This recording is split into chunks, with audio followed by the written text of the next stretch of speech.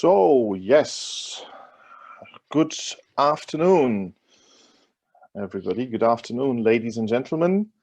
I hope you had a productive and fruitful time until now. Hope you made a lot of contacts and productive and inspiring meetings.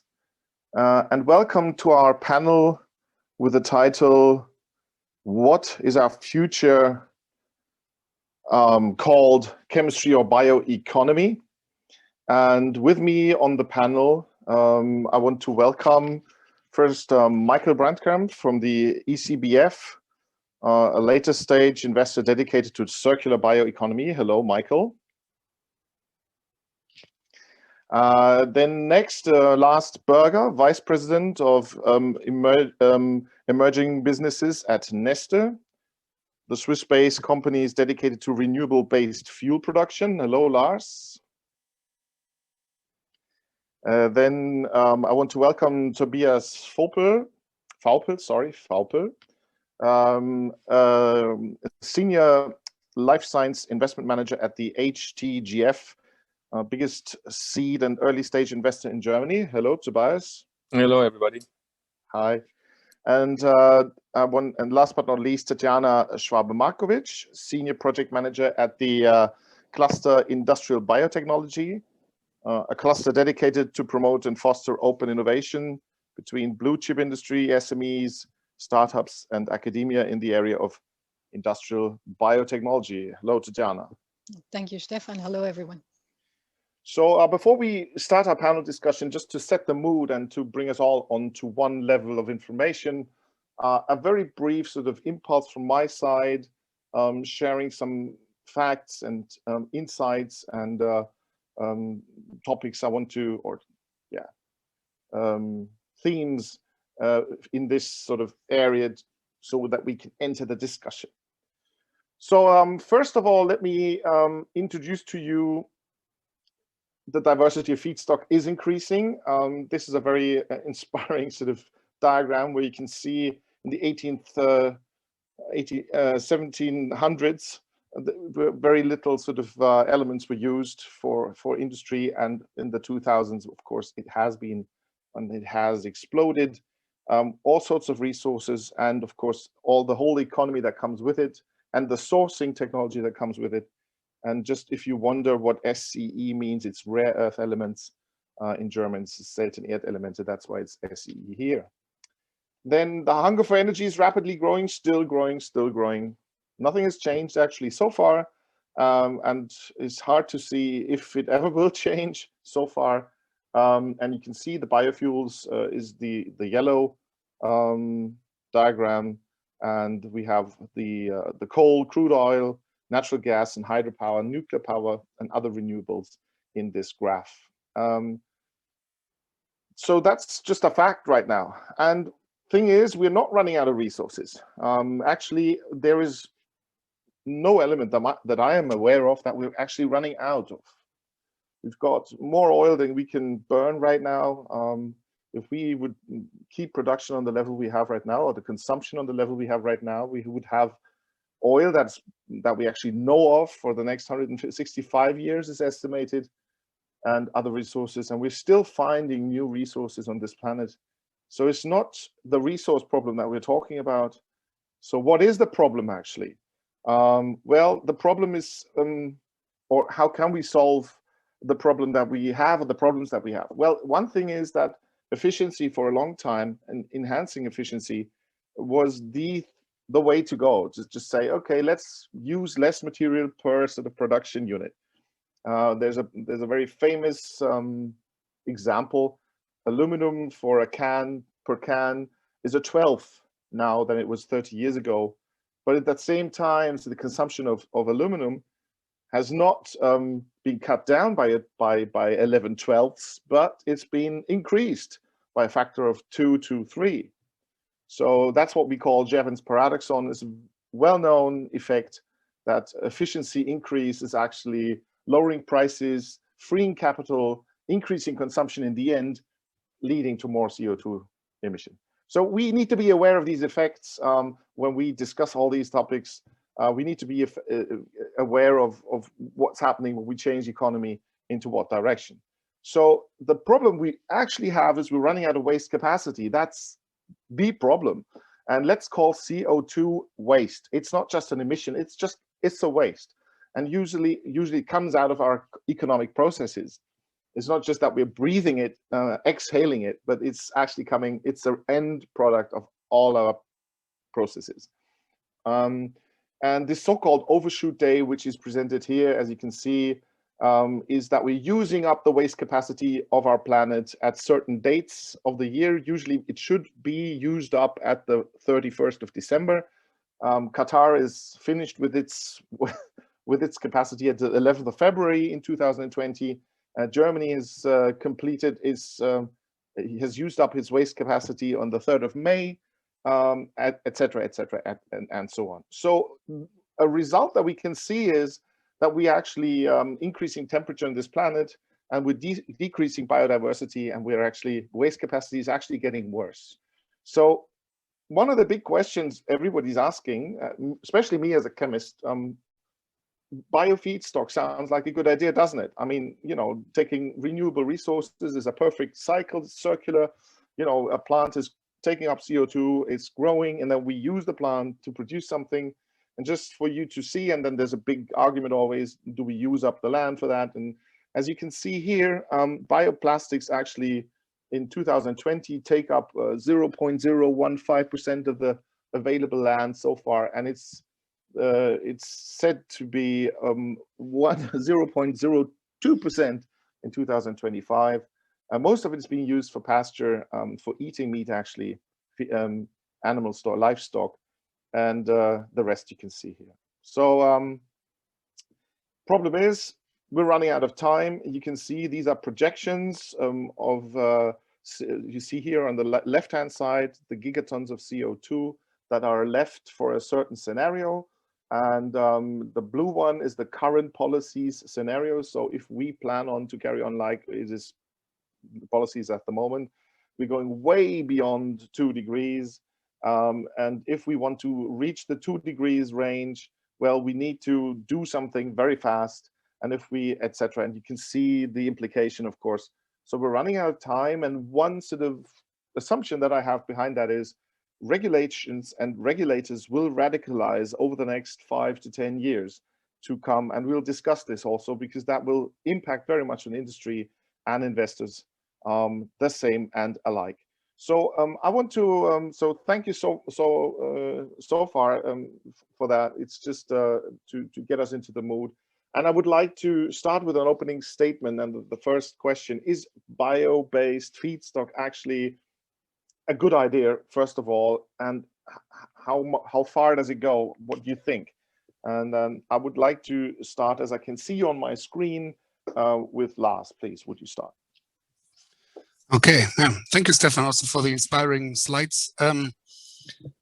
Yeah, bio-based is definitely a good idea. That is very clear.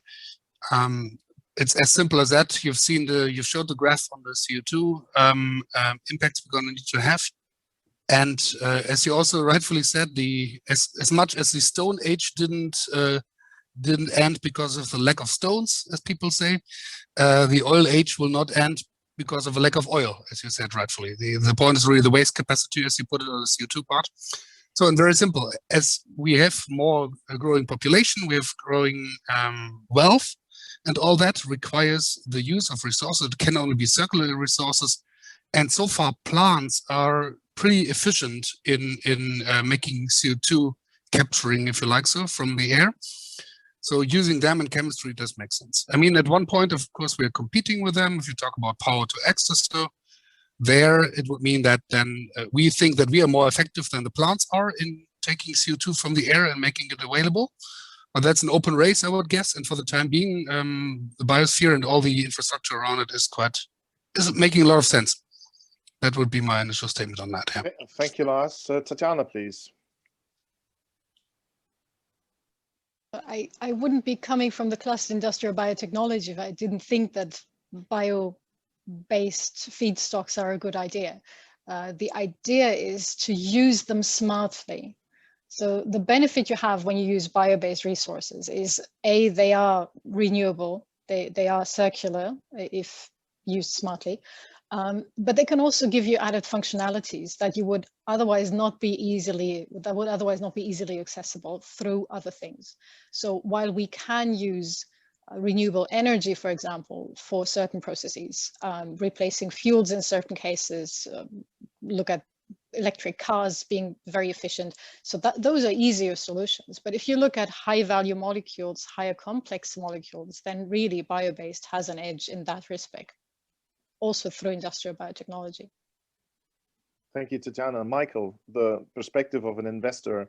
I once heard a statement, sorry, Michael, I once heard a statement that investment is shifting from making money out of money towards going for purpose, investing into purpose. Would you agree? And what's the connection to bio-based sort of feedstock? Yeah, well, we think it's a great time to invest in bioeconomy related innovation and companies, because the transformation process from a fossil-based linear economy to a more circular bio-based one is speeding up. And I think the biomass is important, but we have to distinguish a bit. Actually, as most of you know, there are 3 generations of biomass. So the first one is just you compete with food. You take corn, palm oil, or you put palm oil in the tank. And then, you know, the prices for these kind of food-related crops are increasing. So you take the biomass from the plate of the other people, especially from the poor people. So that's not, you know, the bioeconomy has done that already, and we think it's time of the past. So there's a second generation of biomass, and this is biomass you cannot eat. So then you go to a forest, you take the trees or all this stuff, which is also good to use. There's a lot of biomass which is not in use and not in competition with any food related things. And that's the third source for biomass, which is our most favorite, of course. These are side stream or waste. So you know that 30% of food ends up as waste. And if we can reduce this, and we can use this as a source for bioplastics, for biomaterials, or even energy, then we, you know, I think it's best idea to rely on bio material sources. Thank you very much, Michael. Tobias, what would you state on this topic? On just what Michael just said, I think we show as an early stage investor that we are supporting companies and especially startups who are going into this bio-based economy from a feedstock side. We just invested in LignoPure, which is a lignin-based company, but that would fall in category number 2 of what Michael just said. And that's something I would like to discuss with you chemists here, because I think we got to stay away from category number 1, because that gives us, you know, a wrong discussion on food, land versus chemical industry. And it's our I'm a strong believer that we can be able to use resources like lignin that is in abundance there, and that is in side streams of the paper and pulp industry, in order to go back to the to base chemicals as a bio feedstock, and in order to create products that are bio-based. And the question that I would like to discuss is basically, are we able to reach the consumers as an industry, as a chemical industry? Because Lars and myself, we are both plastic guys in our future. I spent a couple of years as a chemical engineer and had exchange with bioplastics. And we did some errors there, I think, in the plastics industry, which I think we should not repeat based on this discussion now. And I would really enjoy hearing the industry, Lars, you now, basically. We as investors can only set a seed. We are seed investors, or support a little on the growth, but the mindset change has to come from the industry, from you guys, Lars. And before we go on to that question, thank you very much, Tobias. I would add something that's always on my mind, and I've been asked a lot of the times. The chemical industry just sits back and says, okay, you know, when we're talking about plastics, of course, that's something very visual, and we can see that. When we talk about the urgent problems, plastics is not one of them, because 7% of the oil is being used for chemical industry, and the rest is being burned. So I think where this is going, we need to stop burning fossil fuels. So, of course, Lars, you're on the right side of the table, but chemical industry could sit back and say, "Pooh, you know, what do we care? I mean, you know, you stop burning the stuff. I mean, if we stop using oil as a feedstock and go bio-based, who cares? It doesn't make a difference, does it?" So I think, Lars, your hand went up first, but you can all go into this now. Yeah, okay. Many points which I would like to comment on. First, of course, what you just said. I mean, you're right, and this argument is often heard from the chemical industry that they say, well, let the energy sector solve the problem first, and then there's enough space for us.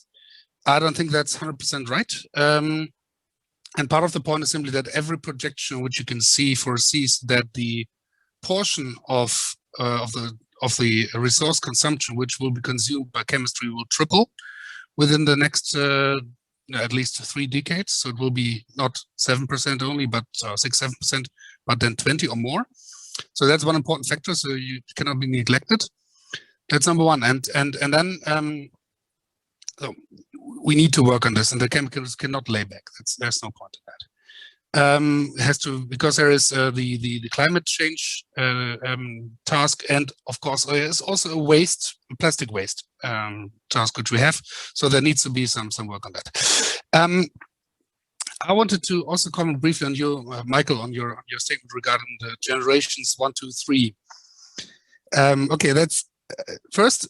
Neste statement. Well, we are happy because we do waste and residues, and that is currently 80% of what we use, and it will be 100% in a few years. So yes, we could lay back on that. However, I personally must say that I don't like the differentiation into the different generations, to be very honest. Why? Because, you know, in principle, I mean, I'm getting a little bit scientific in principle. If you use wood-based, for example, and you convert this into sugars and then use them in fermentation process, for example, you still have a sugar in between, and that could be food or feed. So it's really a kind of, yeah, it's a bit artificial, I think. And then the other part is also just for thinking. I mean, the crops which we are observing kind of developed over the thousands, 100,000s of years of time, and they are now kind of the foods which are the crops which are used because they have easily available energy molecules, so to say. So you could say these are the ones which, and lignin is actually not constructed to be easily available, and that's why we have all these issues with a lot of energy which you need to get it. So it's not per se the best choice to use those, I would say. So we are fully clear that the effect cannot be that you take away food from somebody or feed. That's a point. The hierarchy is clear, but the sources, I don't think that needs necessarily to be the third generation only. And I will come to the point, because the danger in that is I see that we now then wait for the third generation to be there. And this, third is there, but the second or the algae in the future. If we wait for that, it's too late. And that's what I think is important to have in mind. I will stop here. I could talk forever. No. Thank you, Lars.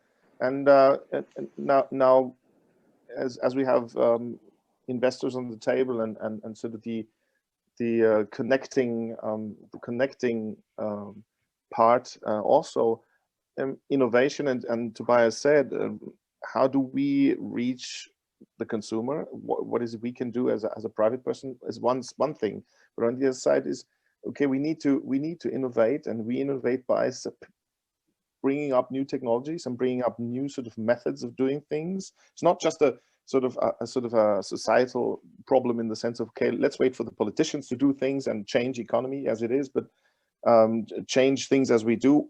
I mean, you said, Tobias, you had an example of a company you just invested in. I think, Michael, we heard an example on this ECP of a company you invested in also, and Tatjana, you probably brought together many of those companies. But how big is that community already? And do you actually see something that is coming, or is it being kept down, kept low, or has it a chance to grow? I mean, me as a civil participant of this society, I just would say, why aren't they there? Why can't I put, you know, bio-based fuel into my tank?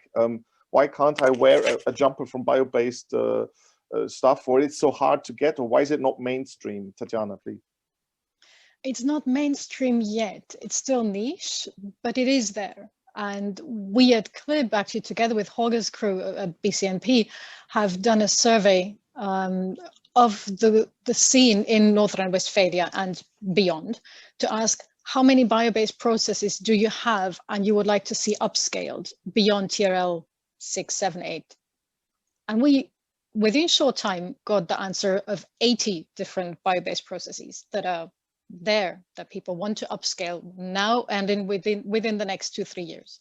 So there is an immense amount of research that has been done, innovation that has been done, that is at the cusp of going to scale, but it needs the last impulse, it needs the financing, and that's why it's good to have two people here who do exactly that. To finally get into the market. And we also see, on the other hand, the big industry players interested in seeing what is coming out, interested in the startups, connecting with them, monitoring what they're up to, and then jumping, hopefully, at the right time to put their innovations into practice. Okay, so let's ask the investors, how difficult was it to raise, or is it, to raise money for those niches at the moment, and how many applications do you get at HTGF, for example, Tobias? It's I mean, compared to I used to study in Berlin, and Berlin in the 2000s was a dead city. And compared to the hype we have in software and tech and something, you know, the applications we get as Germany's or Europe's biggest seed investors that come as material startup is 3.7%. So I have to disagree, Tatjana, that, you know, it's nice to know 80 processes. The chemical mindset of the people studying it, and also of the industry, is totally not comparable to software startups or anything. You know, we have far too few. We have too few startups that apply. And if we invest like we do with a much bigger quota into material startups, we have a very big problem getting the growth financing done. So yes, there is a lot of warm words, and, you know, we have chemical investors in our fund, and we connect people and so on. But I have to say that you know, there's not enough on the startup side, firstly, and secondly, there's not enough growth money. And let's see how much Michael will invest in our portfolio. So I'm happy to pitch them here, but that would be out of scope. But I'm sure he will invest in some of our nice portfolio companies here that he knows himself. So Michael, since you've been raising a whole new fund over the last, I think, 2 years or something, or 1.5 years, you are actually at the pulse of how much money is going into the direction of purpose. Thank you, Tobias, for that inspiring impulse, turning words into actions. How hard is to turn words into actions? Well, fundraising is always the nightmare and a roller coasting ride. That is my personal experience. However, we could raise 170 million already for the bioeconomy companies to fuel the growth, which is so much needed to make a difference. So that's possible. And the investors, that is what we see, have changed their mind.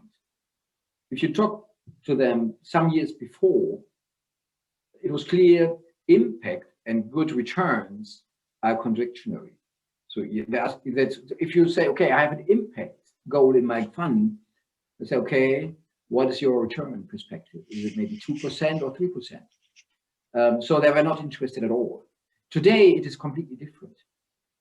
If you talk to investors, even the most institutional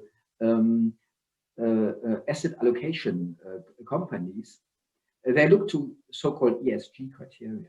So the ESG is for environmental, social, and good governance. There's a clear list of criteria, and so the investors want to make sure that these criteria are in line. And why? It's because they're now in future. If you do an investment which is not aligned with the ESG criteria, you have an additional return risk just on the financial side. So if you have a company relying on, let's say, children in Africa working for them, and that will be discovered, you will get a problem, and you don't get an exit perspective at all. So that will decrease your return perspective significantly. And this is a really good change during the last years. And it's really cultural change in the investment society. I think it's ESG is supporting your return perspective instead of declining it. So that's why many investors look to this area. Many investors want to put the money there where it makes a difference. And if they look to the future, they want to be that the targets are in line with the ESG criteria. So these are good news from the investor side. Okay, it's good to hear. Lars, you wanted to add? Yeah, I wanted to back up Michael, actually. So, I mean, one very remarkable event was last year's letter by Larry Fink, the CEO of BlackRock, which is the largest investor. So we have all levels of investment here. So with Tobias on the early stage, Michael in the next stage, and then the real old guys. And he stated very clearly they will not invest in any company which doesn't have a sustainability agenda, respectively a climate change mitigation risk agenda.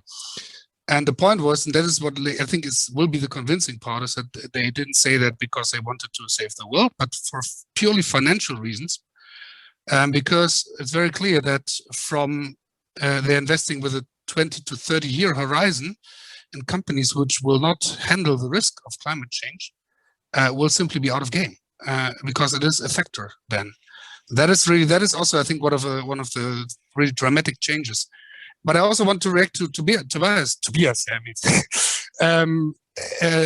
You know, I think I would say it's quite normal that there's only this 3% maybe, because it remains so that bioeconomy and chemistry is very asset rich.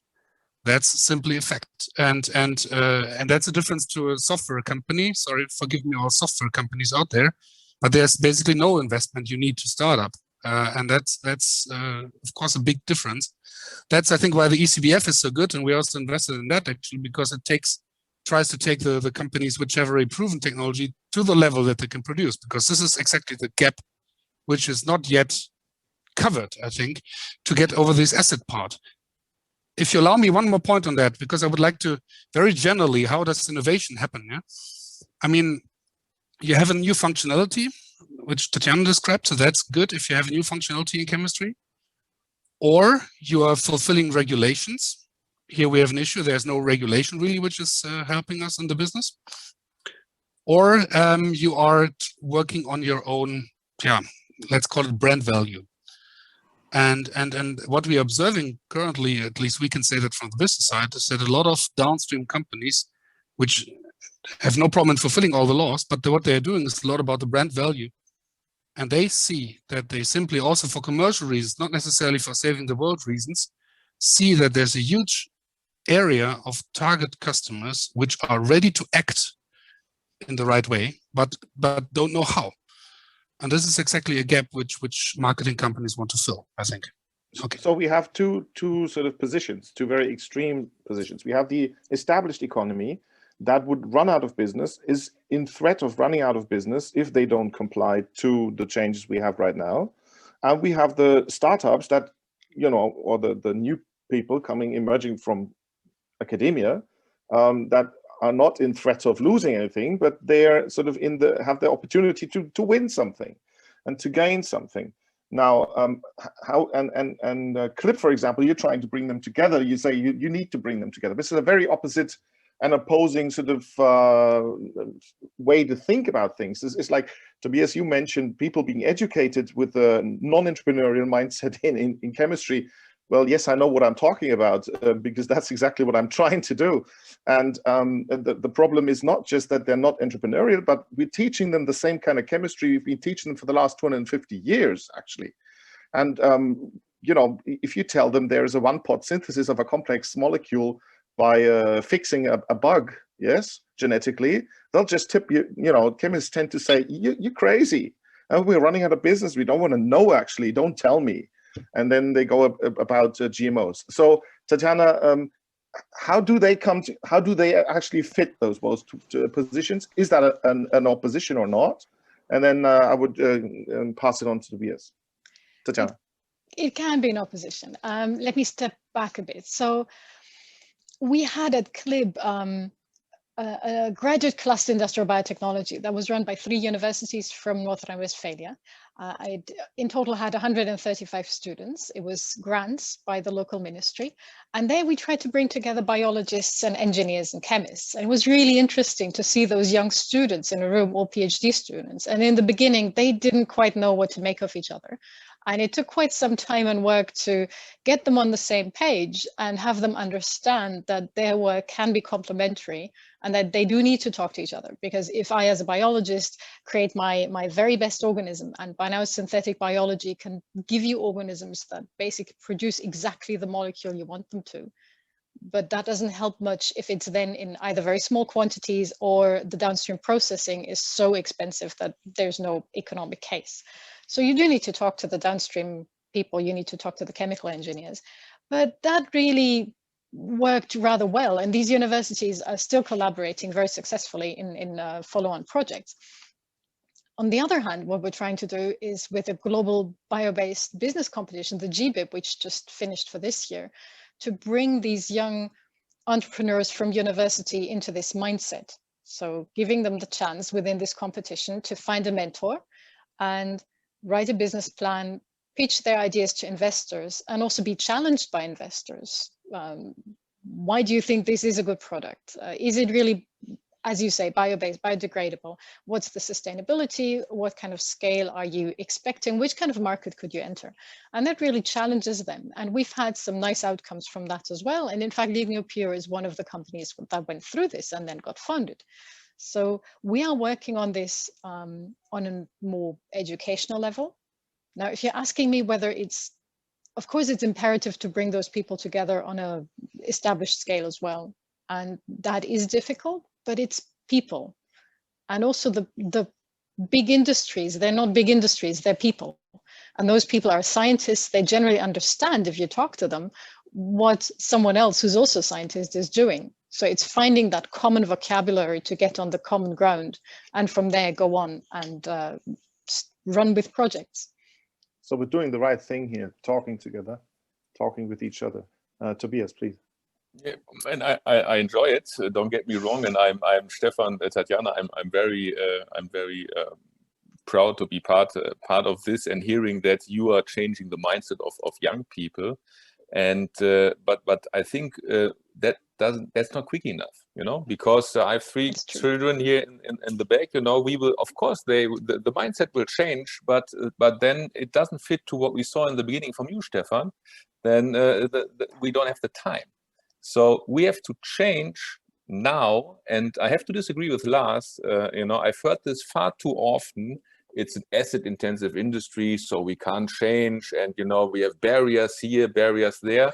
I say to you, Lars, you know, there's enough batch reactors, there's enough steel, there is enough capacity to change, and the industry is just not working together with the startups in a proper way. You know, we do CLIB and we do some forum startup chemie here, and we do some initiatives, and we have this conference. But where are the really big initiatives where there's actually execution? You know, we have to look for execution. And I give you another example from our portfolio. We have a company, Ineratech, and I'm reaching out to everybody listening here. You know, they are looking for money for their container-based power to liquid, which will give us, you know, we will come to waste reduction, CO2 reduction, which will give us a solution. And what I would like to discuss here is, you know, what's stopping the industry for working together? My thesis is it's not the assets, it's how we organize ourselves and how we put the focus, and why is there not more money going into good technologies that are out there? Is it maybe a consumer problem? You know, I would like to really discuss in that area. It's or please, Lars, answer. The asset intensity is not the problem. Yeah, that's. Can I Lars, you can I shift to Michael and then come back? Yeah, to sure. you? I will try to keep my horses. Make a little note. Make a little note so you don't lose it. All right. Okay, Michael, please. Yeah, I just want to agree. We need to speed up significantly, and we need to have more high professional people starting the companies and joining them. And I think the most effective way to do it is to have good cases, to offer good business opportunities. So if you look to the digitization development, you have, there was the same situation. At the beginning, it was very difficult to get high-level people into these IT startups. Today, the best of the best are joining. And I think after the great wave of innovation in the digitization sector, we're gonna have the next innovation wave in the bioeconomy sector. So that's really the next big thing. And if we see these great opportunities, because the innovation we have in this area are usually connected with very large markets. If you consider this, and if we talk about these kind of business opportunities, we will see that the best people, the best managers will join this new sector. So, we think it's great to train people. It's great to entertain or to educate them, all fine. However, the best stimulants is to make it to very exciting, new, dynamic area. And we should look to this like this. And then we get speed and good returns as well, of course. Yeah, thank you, Lars.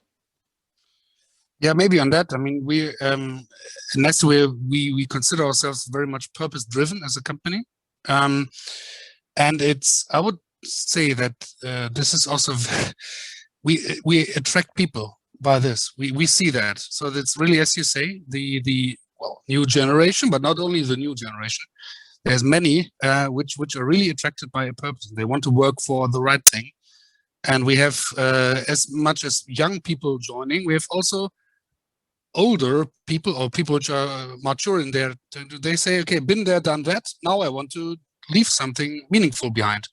So I think there's really this attraction into this pool is given already, I would say, to a high degree. But I want to react to Tobias, of course, with the assets. So agree.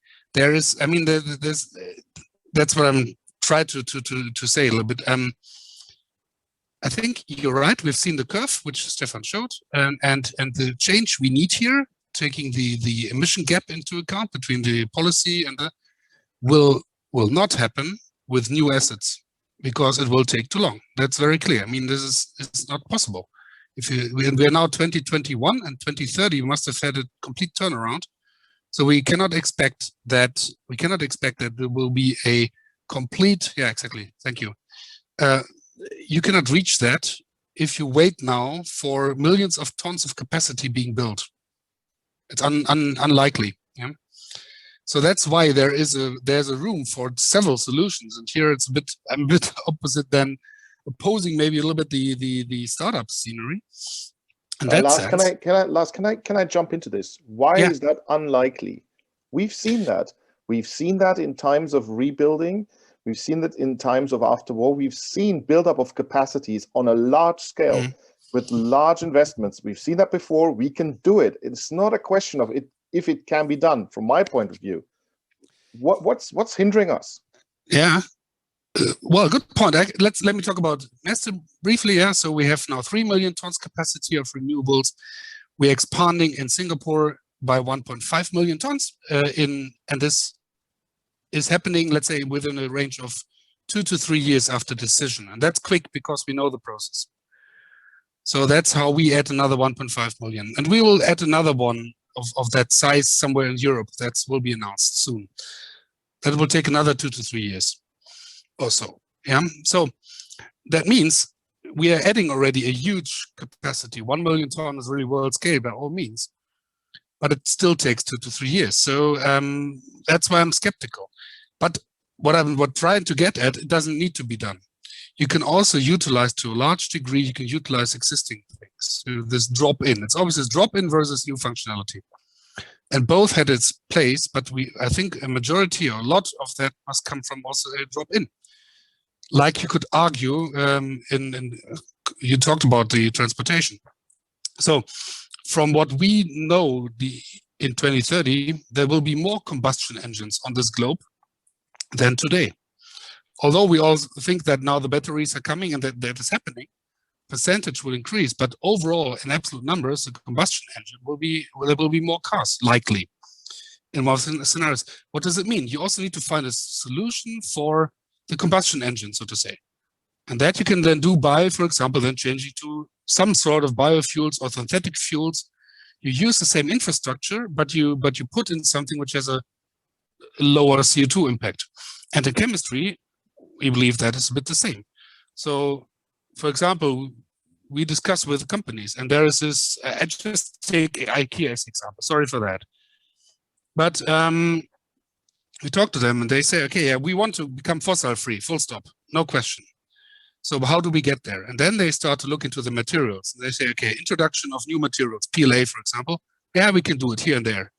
But the large portion, they cannot at this point in time. A polypropylene, which is several 100,000 tons in the portfolio or so, is not so easy to be replaced. So the only chance is then to take then bio-based polypropylene as a drop-in order to solve it until 2030. That doesn't mean we don't need the new technologies, but we need to do that in a hand-to-hand thing. And then also the asset game is kind of solved because the assets are already there for a large degree. They just need to be changed to a different feedstock. Okay, Tobias, you wanted to add something.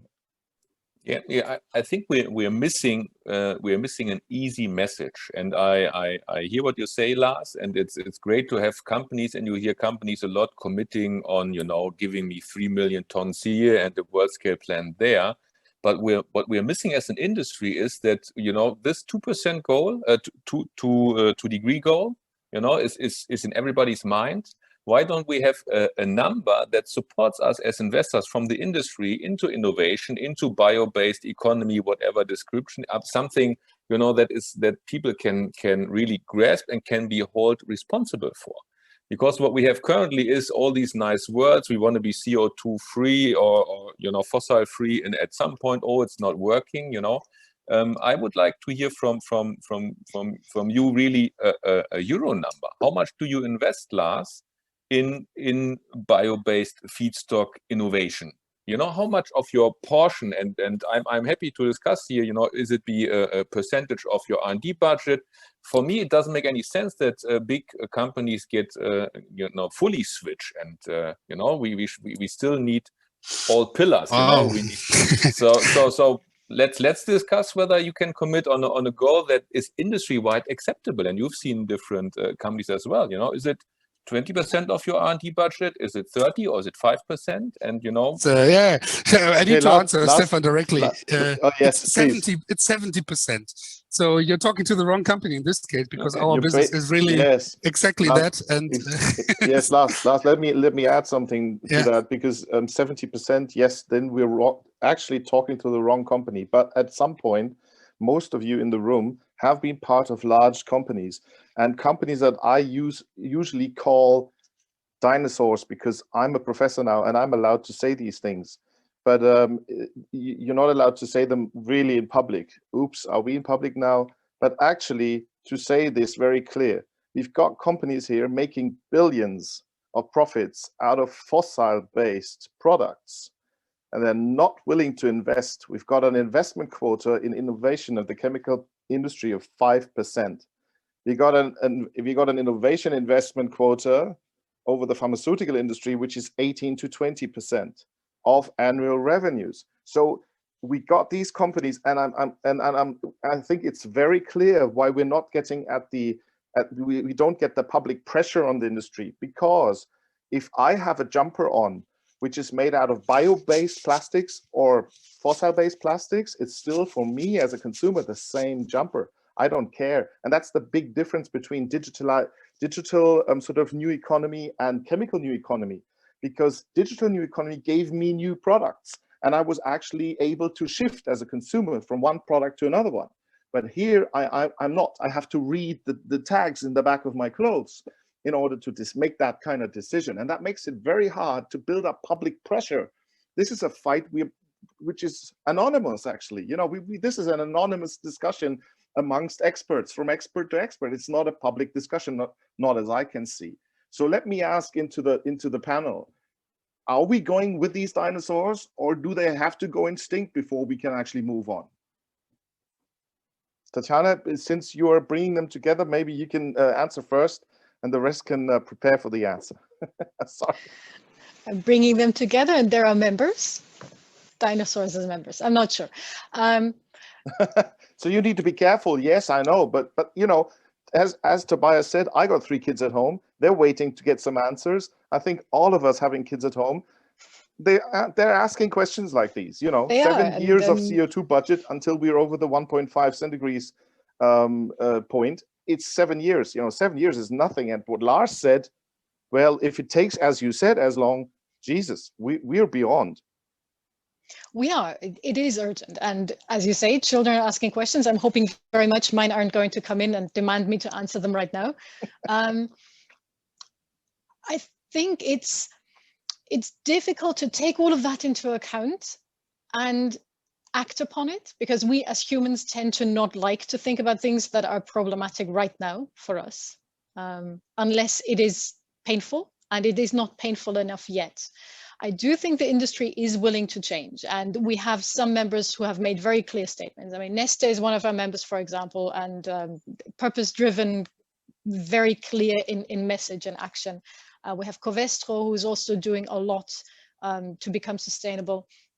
And in general, I think there is an interest, but it needs clear regulation, and it needs a perspective into the future to make those investments, because they also have to talk to their shareholders and explain why they're doing these investments that will be valid for 25, 30 years.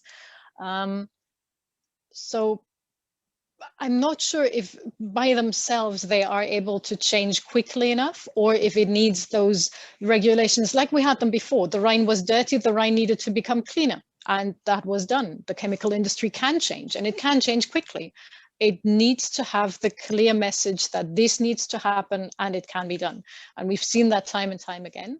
But you're right that basically every choice we make from now on, every investment choice, has to be along the way to sustainability if we want to meet those targets. And Michael, that is a very big challenge. Thanks, Tatjana. Michael, please. Yeah, well, I can just support it. I mean, it's a great challenge on the one hand, and we can put it as opportunities as well. You know, that's just the same coin, but it's the other side. If you have challenges on the one hand, you have opportunities on the other. And I think it's also necessary to really focus on these kind of opportunities. If you look to textiles, you know, we have huge tons of waste each year, and it's just burned. But then you see the company Renewable from Sweden, they did their IPO and have a market cap of 800 million euros. And that's, of course, a fantastic story. They can improve they can grow significantly, very fast, and they can change the whole value chain in the sector. And there are others from Finland, Spinova and Infinitive Fibers as well, dealing with these textile companies. Even in Italy, there's one company doing the same. So there's a lot going on in these kind of areas. And I don't know whether it is fast enough. This is really a question. And we need to challenge the large companies to change. If they don't change, maybe they will disappear one day. So they will change or disappear. It's an open question whether we can speed up quickly enough. And I think regulatory aspects are also important to speed it up. I'm not really a friend of that, but I think because we have so little time, there's a need to speed it up significantly. Yes, thanks. Lars, please. Yeah, first of all, maybe so with the dinosaur statement, which you said on the large one. So I think it's true. I mean, I must say also that I think for a large period of time, the big chemical companies thought this would be a fashion which goes away again, because it came in waves. I mean, I'm also in this business of biopolymers many years, and it was coming up and down, and so with the economic crisis and so on. So, but I think it's very clear, and that's why I also was talking about this BlackRock thing. It's here now very clear. It will not go away, and I think that is all the big companies we are talking to, we believe, have understood this. How deep have they understood it? Okay, they put a question mark to that, but they've understood it at least on a high level. I think one point is, this is a little bit, Stephan, not to let you out here of the discussion too easily. So the academia needs to help here, because it's a marketing effort. Yes, you said the jumper or whatever, yeah, is not different. Yeah, the fibers which are produced will not necessarily be better or whatever, but they carry this very important part, which is the sustainability tag, as you said it. So you want to sell something which is more expensive in classical terms, but has the same functionality in that sense. And that is exactly the complication which we see here. But it's also possible, because in the end, you could argue that there is no real big need for innovation from a functionality point of view. If you look at the human being and what do I need as a human being, I think at least in our industrial world here, we are fine. I mean, there's not so much we need, huh? And most of the IT stuff is probably also not necessary for making us more happy.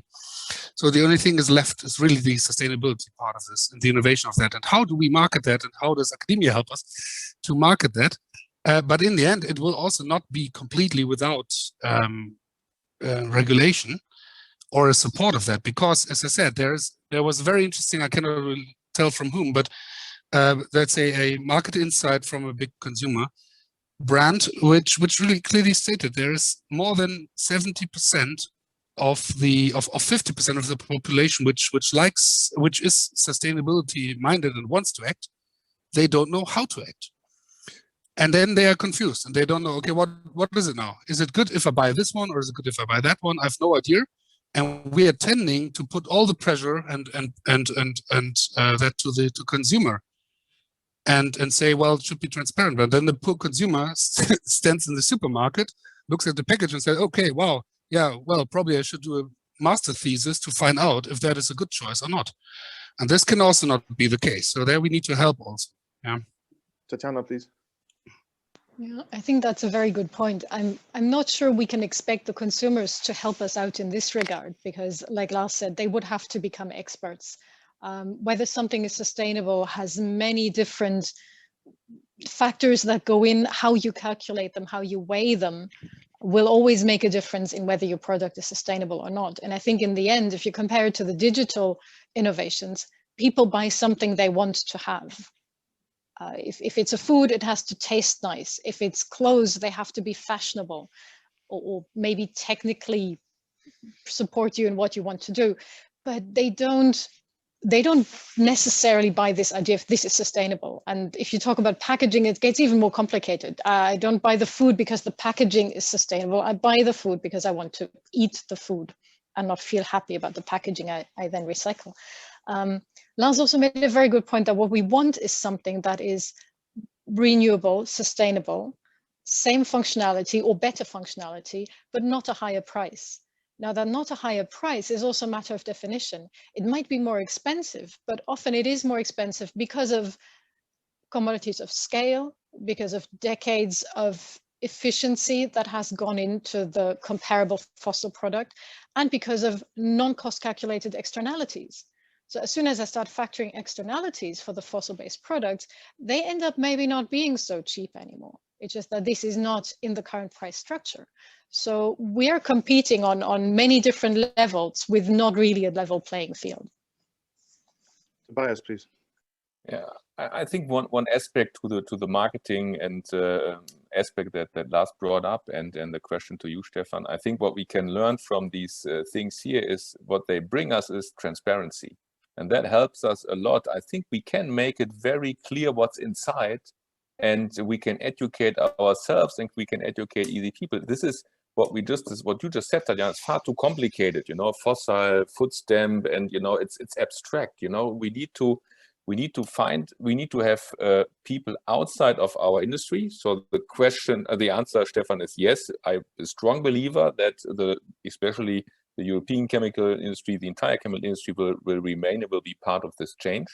We have 6 chemical companies investing in our Hightech-Gründer Fund in the last fund, and fund number 4 is up on the horizon. So I'm inviting everybody to invest in us, because there is an interest and there is exchange between the chemical companies, and they are fully interested in it. But we need cool faces, you know. We need an Elon Musk, or you know, a TikTok girl that my children and my girls are looking at. You know, we need influencers. We need to accept this new media and to make it easier, you know, so that I think marketing shows us we can buy for a premium.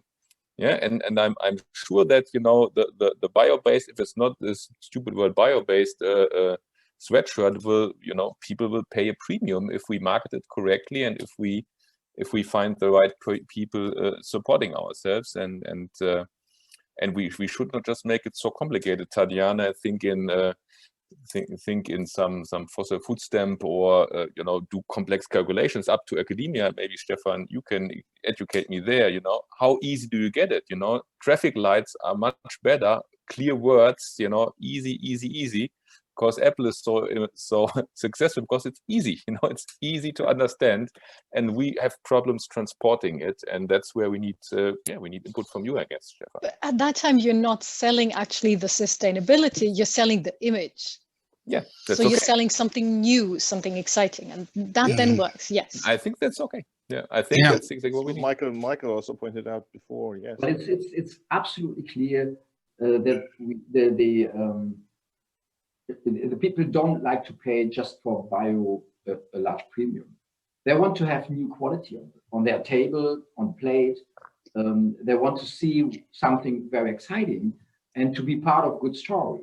I think that's absolutely clear. We need to consider that. The consumer is the main driver for the transformation and for the increase for sustainability, but you cannot ask him just to spend money just on this very you know, the story is far away from himself, or herself, and that's why we need to develop products which are better. You know, we have invested in Polymers, and they produce vegan yogurts, and they have a better taste than yogurts from the cow. That's subjective. I disagree. It's taste. I know what goes on my shopping list. I eat that every day, and if you look to it's just better. You can just buy it around the corner, and this company is increasing. They always have, you know, you can buy it in every Edeka, and these kind of things are very important. So you need to have combined quality, a good story, to be successful. And then the consumer, they shift. They're going to shift. Look to Oatly, they produce Hafermilk, which is great. And if you look to Alpro, they have soya. Soy is of course, it's not very great. Lupins are better, but it's still better than milk from the cow. When I can just Lars, sorry, I ignored you. Sorry, just let me add. No problem. I'll pass it on. Because Apple came up as an example. Apple's being bought by Image, all right? So so people actually buy a premium product for a premium price, which is not has not the premium quality which other people, you know, it's a big debate. But they actually got fans. But never forget, it took them 30 years and they nearly died twice or thrice on the way. So and it took them the support by Microsoft on the other side. So it's not easily done, but I heard a lot of times now in your arguments, price. Now, thing is, one big problem is, if we step out of fossil feedstock, price of fossil feedstock will go down because, you know, it's basic economics. So what we're going to do, I mean, that's always a contradiction. It's going to be very cheap in the future to burn oil, very cheap. It's going to become even cheaper. I don't believe that North Stream debate is a political debate at all. We just don't need it anymore. Within the next 2 to 3 years, we've got so many renewable energy. We don't need a pipeline, a new pipeline of gas. What for? But then, you know, the problem is it becomes so cheap that it becomes economically attractive. Now, the community has actually tried to factorize external factors like the CO2 price. So that would be my question into the round. Do you think that CO2 pricing right now, as it is, will compensate for that effect? I mean, we need to face it. It's 95% being burned, the rest being used for chemical industry. Prices will plummet. They've already have, but you know, for other reasons. But they will plummet just by demand. And then the contradiction goes on. And Lars, I'll hand it over to you, no matter if you answer that question directly or whatever. Yeah, Sorry, but I can try to. Because it was your time, actually. No, it actually goes into the same direction. There's two aspects to that. One is the thing to compare to. That is the classical fossil oil, as you pointed out correctly. You can expect that the less the demand is, and you can see that already in the industry. There is, I mean, the fuels outlook is not positive for the large petrochemical companies. So now the run into chemistry is happening and starting to happen even more. That's exactly what you said. Number one. Number two, last year there was already actually a negative price to oil at one point. Yeah? So that tells you, well, you cannot compete with negative price, and you don't want. So that's one thing. So you're right. The comparison to oil must be going away at one point, or the other way around. You must make it more expensive by really stating that you internalize the external costs it causes. And I mean, it's super basic. We all know that since whatever 30 years, but still it needs to be repeated all the time. The oil is cheap because we don't have the right CO2 price for it in the end. That's it. I mean, as you say, it can never happen that countries already in February have used up all the waste potential, so to say, because then it's simply too cheap to produce waste. Okay, that's one thing. That's on the oil side, and then on the bio-based side, or on the, let's say, renewable feedstock side, one point which is also hindering a lot of the advances is that, let's say, neutrally spoken, the society has not made up its mind what compromises are we ready to go for. Michael, you mentioned, so soya, is that good or bad? We don't know. Is then lupinium, is it better or not? Everything which is further away looks better, and then the closer it gets, you realize, oh, there's also a drawback. So there's a compromise we need to do, and we've not agreed on that. And there's always in this discussion, you can be sure when we bring something renewable on the market, somebody will complain about something. I'm sorry, I don't want. We'll take that serious because, of course, they have a good, but they will always complain. So, what is the alternative? Doing nothing? Probably not. Yeah? That's a big issue. That's a big issue because this is also that the people who want to do very, very good, the result is often that nothing is done. Yeah, because it's not perfect. On my last slide, I had the question top. We're running out of time, and will regulation radicalize? As you've seen in the pandemic, which is the in my lifespan, which is 48 years, the very first very radical measure that I've seen so far. 72, we had car-free Sundays and etc. That was the oil crisis, the last radical sort of measure. I was born in 72, and it was predicted that we're running out of oil the next 20 years or something. So here we are, 48 years later, and the first sort of radical thing that I had to experience, and luckily no war so far, etc., is the lockdown of Corona. And I keep on telling people after a second or third beer, that at some point in time, the next 5 to 10 years, we'll be sorry for not having COVID lockdown, because it was so easy to do. Because if we really need to take radical steps and really start locking down production processes and industries and trade streams, then our whole world will be very, very different. Now, do you see that radicalization already in the legislation, in the jurisdiction? Do you see that? Do you think that, because you said it needs regulation, we need sort of the political will, education takes too long, we don't have a next generation to educate and wait for them to act, we need to act, we can't pass it on. So do you think, do you see that first question, do you see that coming as well?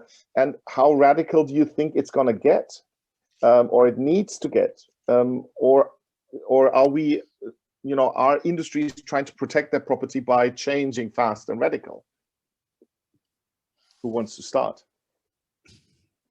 Yes, Tobias.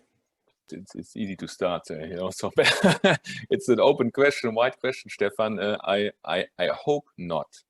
I really hope that we don't need regulation, and I think it's up to us as a chemical industry, where I feel I'm being a part of it, you know, in investing in being a chemical engineer by training. I think, you know, if we speed up and if we continue these types of talks, we have a absolutely fair chance to change fast enough. But I have to say, you know, working in the plastics industry for more than 10 years, you know, the regulation that came at the end, you know, we made a lot wrong. You know, we didn't take it serious and we tried to bypass it. The big problem is that we need global contracts. I think we will cut off innovation, and we will bypass through traders also whatsoever. You know, I think make it easy and make it on a global level, and let's you know, empower our children and these things to make problems easy, transparent. So yes, I see it, Stephan, but I hope it will not radicalize, and we will react fast enough and change fast enough. Thanks.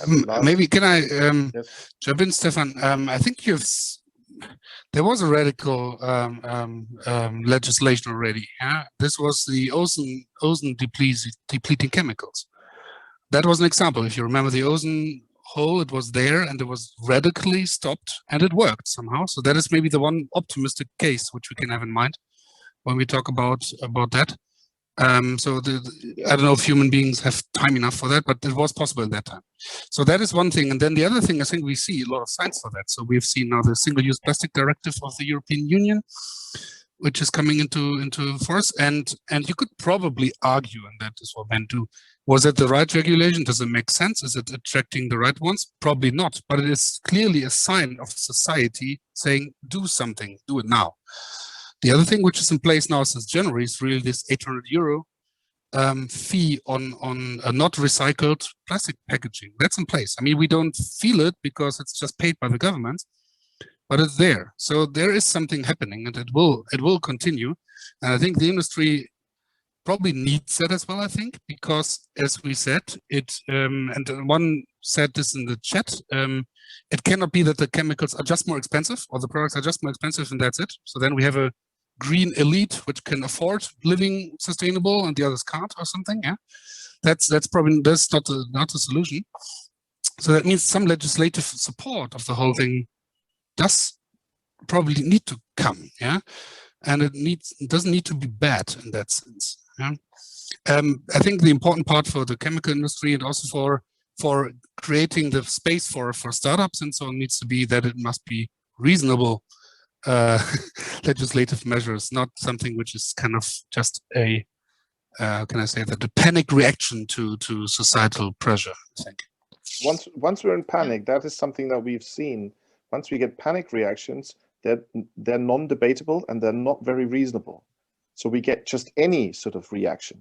And that's something I am very afraid of, because unreasonable reactions is when people start burning, as we saw at the last car exhibition in Frankfurt, that people are storming into the exhibition, burning cars, throwing bombs and just going crazy. And then whatever you say, whatever sort of technical, reasonable argument you bring is being shouted down. As you said, Lars, there's always someone to complain. It always depends on how loud they are and how strong they are and how strong their lobby is. because that's always the case, of course, yes, and there will be always a downside to the opportunity or an opportunity to the downside. But we need to keep in mind that once we have radical measures, they become unreasonable, they become non-debatable, and then experts, you know, they're not going to be heard anymore. We see this right now happening, you know. So Tatjana, please. Yeah, I think we've seen clips from Tagesschau lately showing that 20, 30 years ago, there was exactly the same warnings that CO2 emissions are on the rise, climate change is happening, the earth is warming up, something needs to be done, and nothing happened. When I started at CLIB over 10 years ago, there was the idea that the oil price would go up and then bio-based would become competitive purely on price. And of course, that did not happen. The oil price went down. And a lot of the hopes that had been placed on industrial biotechnology or the bioeconomy were dashed. And it took some time to rebuild. Now, hopefully, we all and experts and industry will find the way that Lars mentioned towards the better that doesn't start with the perfect. Because if we start thinking about everything holistically and globally, we try to make it now the perfect system, we risk never attaining it because we're stopped in our tracks until we have it. And if we're stopped in our tracks until we even envision it, before we even innovate to get there, we will not move, and we will definitely not move fast enough. On a global scale, I think it's important to be early, but at the moment, I have the feeling industry has a fear of being the first and then failing, because if you move too quickly, you risk throwing yourself outside the competition because there's always someone who can undercut you, at least at the current state it is in. On the other hand, we see a lot of movement across the globe. Germany is ending coal by 2038. Many other countries have first looked at the debate, which took a long time, thought, oh, we will never do this. And now they're getting much faster than we are. And most likely we will exit it well before that for economic reasons. And that, I think, is similar with other things, with China saying they want to be carbon neutral by 2050, I think. South Korea, Japan, similar. 60, is it? Is it 60 for China? I think. I think 2060, and then it's expected they will manage to do that beforehand, because otherwise they wouldn't have put out that aim. So I think as soon as those dominoes are in place, hopefully they will start falling quickly enough to cause everyone to start moving in the right direction. Thanks, Tatjana, for giving us hope. Michael, please. Yeah, I'm pretty sure that we need new regulations to support this. And actually, we should not wait until the last day so that we get in danger. However, it is a bit, you know, we need to have CO2 taxation. We need to have prohibitives, you know, to forbid plastic plates is a good idea. However, I'm not so optimistic. In comparison to Corona, it is different, because at Corona you are affected by yourself as a person. But if I drive if I drive a fossil-based car, or you know, burning fuel, then you know, actually, for me personally, it does not really make a difference. So I don't have a benefit. I cannot protect myself. So it's not so easy to sell these kind of regulation. You know, that was very interesting to see how Corona regulations are communicated. That was good. I mean, the people could understand it very easily because they can protect themselves individually. In this case, we have to be a bit different. That makes it much more difficult, because some politicians just run over to the others and say, oh, forget about it. I don't care. So it's like a prisoner dilemma we have here. So that it will be more difficult to rely on regulations. That's why I think we should really focus on economic change heavily, to make sure that we get new companies done, new innovation in place, new brands which the consumer really like. They like maybe textiles from Renewable more than from the other side, just cotton-based ones. So this is very important, and we have to think about economic and business, because regulation is needed, but maybe it is difficult to get. So you think instead of working with threats and fear, we should swap over to working with visions. And no, I think we shall do both. I mean, we shall work on regulation, but I don't believe that we can get them very fast, because politicians, they have a 4-year horizon, and that's it. So and they don't have really a long-term view, because they're voted, because of their votes. And so that's a problem. So that's what we should work on. That we should keep on going to maybe to get CO2 taxation and all this stuff, which is helpful, but we cannot rely on it. We need to push the business related stuff. Right. Lars, please, you wanted to add something. Yeah, I wanted to. I mean, the connection to the Corona crisis is quite interesting, I think. The data which I'm aware of is like that last year 7% of the whole thing, 7% has been declined in terms of energy usage globally. So overshoot day has shifted for 3 weeks. Yeah, towards yeah, the end of the year. So what I was arguing a little bit internally in our company, I can openly confess, you could argue that how would an acute climate crisis management look like? So if you would say now it's not that something will happen in 2030, 40 or whatever, but it will happen now. And what would happen? I mean, probably the same. Yeah? People would be asked to stay at home. They should not move anymore because this is a lot of energy and so on. But of course, they would still eat and so on. So the demand, which you will see, is more or less maybe not too far away from what we've seen last year. So then for companies, it's a good idea to think about, okay, how would we want to serve that demand, which we've seen last year? That's a good point. But the other thing is, I think that many have been kind of connecting those crises and have said, okay, now we also need to, when we go back, this green recovery of the European Union, when we go back to normal, it cannot be normal, it must be different normal.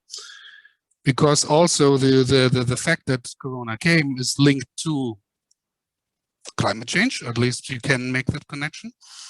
So I think I would not be surprised to see that the Corona crisis was really the tipping accelerator which made the changes happening. That would be my hope. And it's the first time I think that crisis has not said, we've seen that during a crisis that the sustainability projects of companies have not been stopped and they said, well, we have to take care first of something else. This time it was not so. They've accelerated even. And that's the difference, I think. Okay, thank you very much. Looking at my watch, we're running towards the end of our debate. I would love to invite the audience to enter your feelings about this panel discussion, anything you want to add, any kind of feedback you want to give us, please type it into the chat, while I will be asking the panel for sort of a last round of statements. We've got a few minutes left. Tatjana was raising her hand on the last issue. We'll take that and then go into sort of a final statement round. Please, everyone out there, it's very interesting. We had around 45 viewers and spectators over the time, very consistently, but we haven't heard much of you. It would be very nice to see and hear, not see, of course, because we can't see you, but to hear from you via chat, to what you learned and what is your takeaway of today's debate. What will change for you in your company, in your organization, maybe or maybe not. That would be very interesting for us to read and everyone else to read, since we rarely have that kind of audience come together and from that sort of very homogeneous industry focus and discuss this. So you're welcome to do that. And Tatjana, please, you wanted to comment on the last statement.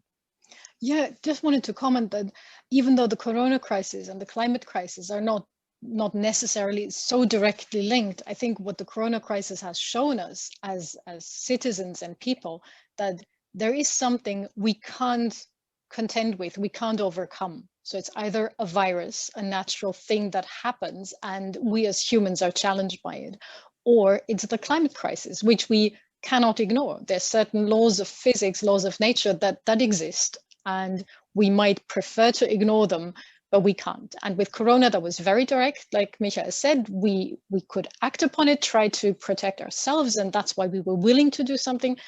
climate crisis is way more abstract, although we are already feeling it here in Germany as well. Middle Europe is not safe either.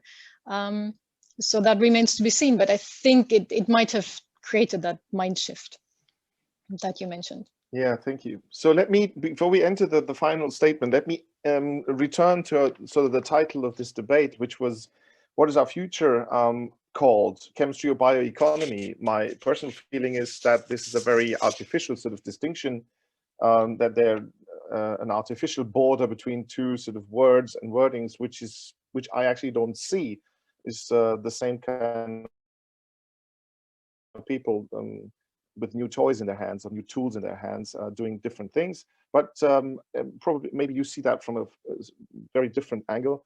I want to invite the panel members for a sort of final statement on their side.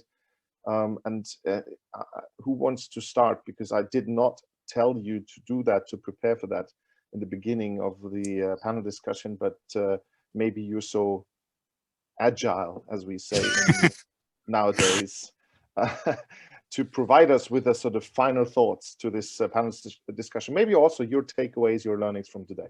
Who wants to start? And then I'll take it from there. Tobias, thanks. I'm happy to start, and I'm an optimist by nature, so I have to give this a positive touch here, because I think it was a very fruitful discussion. You know, and this is what I learned from Corona, since we have mentioned it. It's an acceleration of everything. You know, it's an accelerator where agile, collaborative work style actually wins. And we've been very negative at the beginning of the crisis. Oh, how is our startups going to, you know, keep with it? And we have to say, most of them were the winners of this crisis. And I think what we can learn from this discussion, that and also from the experience we have in our portfolio, is that interaction, collaboration, and with startups really helps. I'm a strong believer in technology, and I hope we don't need the regulation. I was surprised to hear so much regulation support here. It's for me definitely the last resort.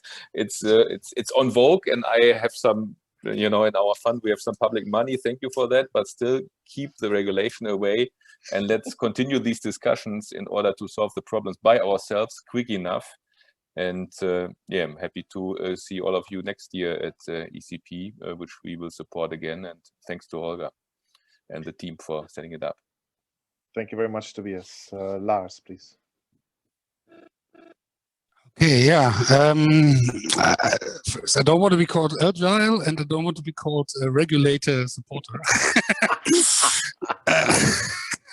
Okay.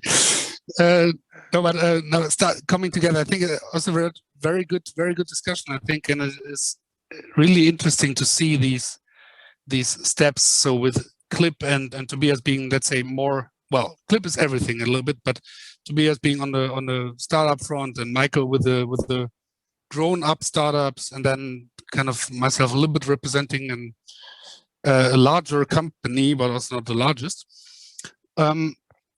Or the largest in that field. So I think it was very good to discuss it. I think it's, to me, very clear that this is, we have been debating, we had different opinions, but overall we had the same kind of background and idea what to go for, I think, and this is good to see. And this is a little bit what you said, Tobias, it's cooperative, which is probably the new normal, I hope, and then it can work. I think it's very good to discuss this. And this circular thinking really advances a lot, I think. There's one thing which I saw in the chat is, I think the solutions are manifold and will not only be bio-based, it will not only be recycling mechanical as well. There will be other technologies which are needed as well. We need all the power of brains to get the technical solutions. I think that's very clear, and none of that can be left out. So closing, I mean, I would just say it is important that we keep the discussion culture as we have it shown here, because you know, what is really destroying innovation is if then somebody stands up and shouts loud, "This is complete bullshit." As long as everybody has the same intention, then it's only a discussion about the way to get there. Yeah, and this is where we need to enter in. Then we can discuss about the best way. We are all open for that, but we need to be in a reasonable discussion mode. Then we can solve the problem. I'm very optimistic also, like Tobias is. Thank you very much, Lars. Tatjana, please. Yeah, thank you very much for the discussion. It was interesting and fascinating. And I agree. I think we were agreeing in the main points. One important takeaway for me would be that we need to keep an open mind as to what is technology and what it can achieve, but then an open mind towards regulation and try to distinguish between, is it a technology problem or are we talking about a regulatory problem? Is it something we can solve physically within the world or we cannot? Or is it something where we're just talking about how this is implemented and there might be a regulatory solution for it? And also keep the regulation regulating what it wants to achieve, but not necessarily how. Because we could come up with many different technological solutions to address a problem, as long as the problem is clearly defined and is regulated in, we want to keep CO2 down, we want to achieve this and this, but not to specify how this is specifically done within certain sustainability criteria. And then I'm sure that innovators will come up with ideas. And yes, fully agree, networking and collaboration is the key. I mean, I would not be here, I'm from a cluster, networking is what we do, so obviously that's what I'm going to say, but it really is what we've seen also in the past year. People have not stopped networking, trying to do it online as best we can, and thanks to the ECP for giving us this platform as well to do so. It is in bringing all the different stakeholders together to create value chains and value circles. And then also looking at what happens with products towards the end of life. What happens if brand owners want to change because they have sustainability criteria, they've set up sustainability aims, they have publicly stated they want to satisfy the consumers, they go back to the chemical industry or through the chain and say, listen, we need this to a certain specification. And that then creates change as well. And then not forgetting to go back to primary producers and getting them on board to see how the biomass can be sourced sustainably. So we're working on that at CLIB. We're also active in the BIC, the Bio-Based Industries Consortium. So that's on a European level, BBI, that's also bringing in new talent and new ideas and also scaling things to industrial level. Thank you. Thank you, Tatjana. And last, Michael, please. Yeah, thank you. It's a great pleasure to be here. And I would like to point out that we really need to act. So if we do not become much more effective in how we harvest, in how we process, and how we use our biological resources, we will be faced with a catastrophic scenario. That I think we have to point it out. I mean, that is very clear. But on the other hand, I'm also very, very optimistic because, you know, I believe a lot in ecosystem. Tobias already said that, you know, they do the seed investments and we do the follow-on investments. And Lars from Neste is contributing knowledge, market know-how, how to scale up companies. Tatjana brings us all together and the ECP here as well. So this is a really good sign, because if you really develop ecosystems, you get a speeding up process, which is very powerful. So that we have a very great ECP this year, in spite of all Corona times and challenges, makes me very, very optimistic that we do not have to rely just on regulatory framework. Maybe that's part and very important as well. But we need to focus on business and doing it step by step. And if many, many people doing it, and if we have great examples in place, like Renewable, like Haubold and Alpro, we will see a tremendous change. And this will be speeding up significantly. And then we will see how we will end up. I think in this case, I'm very optimistic. And I'm grateful that you are organizing these kind of good conferences. to develop ecosystems. Thank you. Thank you, Michael. Thank you to you all. It actually was a real pleasure to be here. I was a bit nervous, to be honest, how it would work out. And if we end up depressed, you know, going home and everybody going back to their, you know, just turning around as here, yeah, but it was, you really made me feel alive, and and you made it easy for me as a moderator. Thank you very much. I feel very much honored that you came along so very easily, and very disciplined as well. We're right on spot in time.